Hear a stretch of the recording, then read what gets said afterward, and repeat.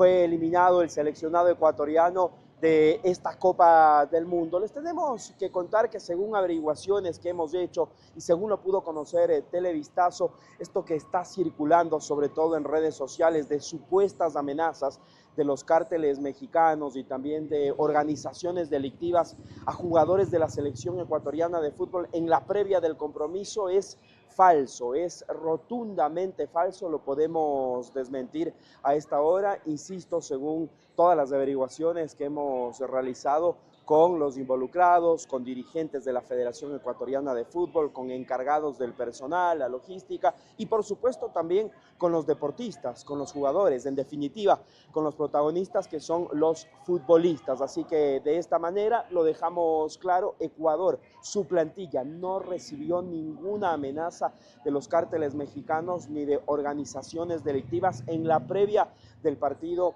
ante México, en el que el conjunto nacional fue eliminado, perdió 2-0, así que esto que está circulando en redes y también ha concitado la atención, como es usual de la población, bueno, es totalmente falso. Es lo que les podemos informar a esta hora todavía, acá en la capital mexicana.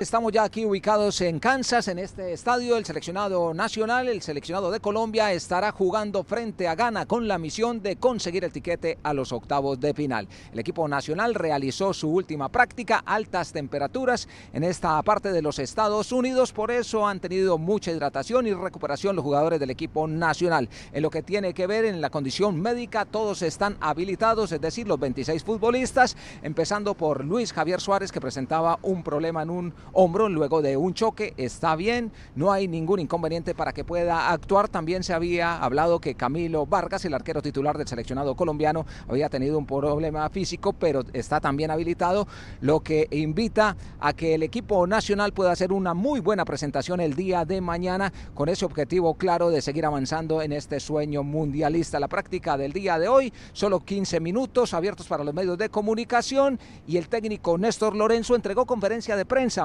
Habló mucho de los cuidados que tiene que tener el seleccionado colombiano con respecto a este rival africano de Ghana, que es muy veloz, que es muy fuerte en la parte física, y de eso se tendrá que cuidar el equipo nacional en esas transiciones rápidas que suele tener el conjunto de Ghana.